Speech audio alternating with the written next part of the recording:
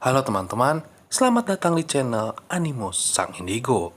Channel yang akan membahas tentang berbagai macam pengalaman supranatural, baik yang saya alami sendiri atau yang dialami oleh teman-teman indigo lainnya. Ketika diri kita dekat dengan dunia supranatural, atau bahkan ketika diri kita telah dijaga dan didampingi oleh sosok kodam, maka diri kita memiliki peluang yang sangat besar untuk sering menerima sebuah wangsit atau pesan gaib. Wangsit atau pesan gaib ini pun terkadang bisa muncul secara tiba-tiba, terdengar melalui telinga kita, muncul di dalam pikiran kita, atau seolah-olah ada sesuatu yang berbicara di dalam hati kita. Namun tidak jarang wangsit atau pesan gaib ini juga bisa muncul dalam bentuk sebuah isyarat, di mana kita harus bisa memahami isyarat atau tanda tersebut bahwa hal itu adalah sebuah wangsit atau pesan gaib. Namun sayangnya terkadang beberapa orang yang dekat dengan dunia supranatural, orang-orang yang telah didampingi oleh sosok kodam, diri mereka justru tidak menyadari bahwa sebenarnya telah ada sebuah wangsit atau pesan gaib yang mereka terima selama ini. Dikarenakan ketidaktahuan, dikarenakan diri mereka tidak mengerti, wangsit atau pesan gaib ini mereka abaikan. Sehingga mungkin muncul beberapa efek-efek yang kurang baik di dalam hidup dia. Namun sebenarnya apa saja sebuah tanda ketika diri kita ternyata menerima wangsit atau pesan gaib dari berbagai sosok yang ada di sekitar kita?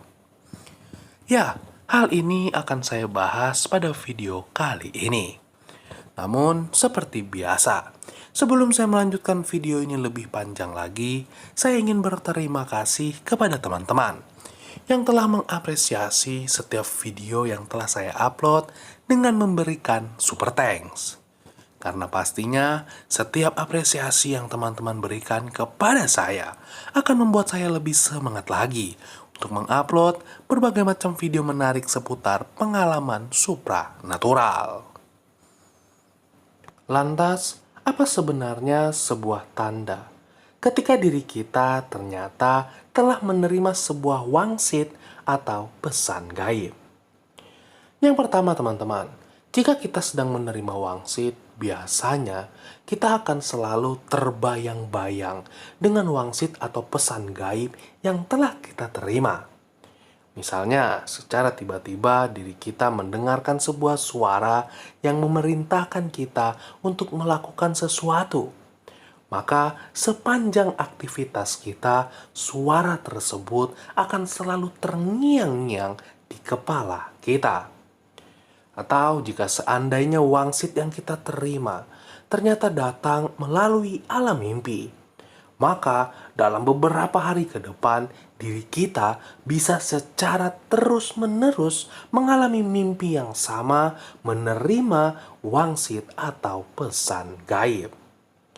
Bahkan ketika kita beraktivitas dan mungkin kita mencoba untuk mengabaikan wangsit dan pesan gaib yang kita terima, segala macam aktivitas yang kita lakukan biasanya akan tertuju dengan wangsit yang telah kita terima.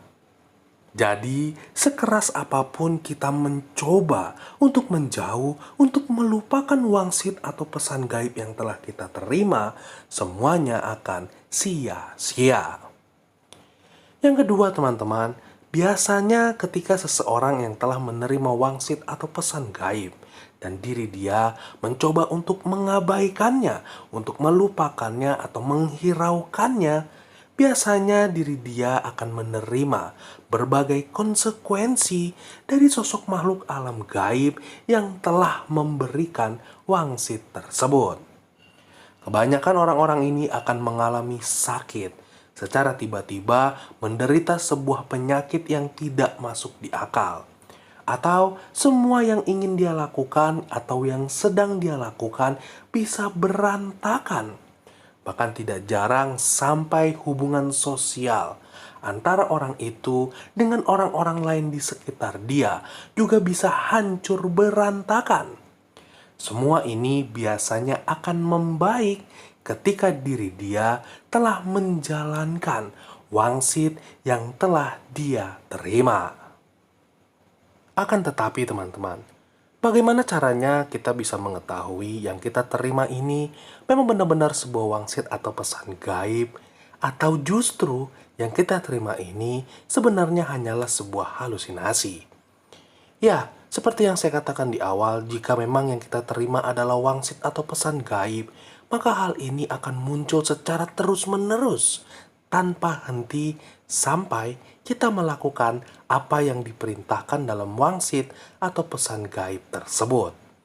Bahkan, walaupun kita telah menerima efek buruk karena kita menghindari atau kita mengabaikan wangsit dan pesan gaib ini, dia akan terus tetap muncul di dalam hidup kita. Namun, jika seandainya wangsit atau pesan gaib ini yang teman-teman terima ternyata menyuruh teman-teman untuk melakukan sesuatu yang bisa menyakiti, bisa melukai orang lain, maka sejatinya hal tersebut bukanlah wangsit atau pesan gaib.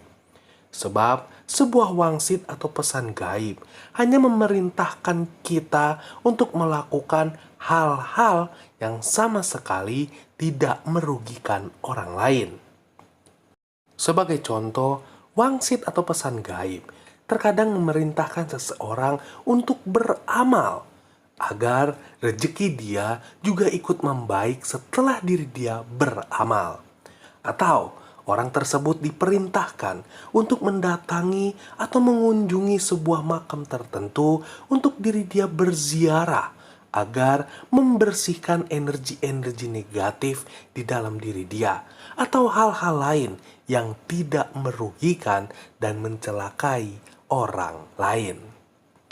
Jadi, jika teman-teman mungkin menyaksikan beberapa berita yang sempat heboh beberapa hari yang lalu, di mana ada seorang wanita yang datang dan membawa senjata api lalu menodong orang-orang di sekitar dia.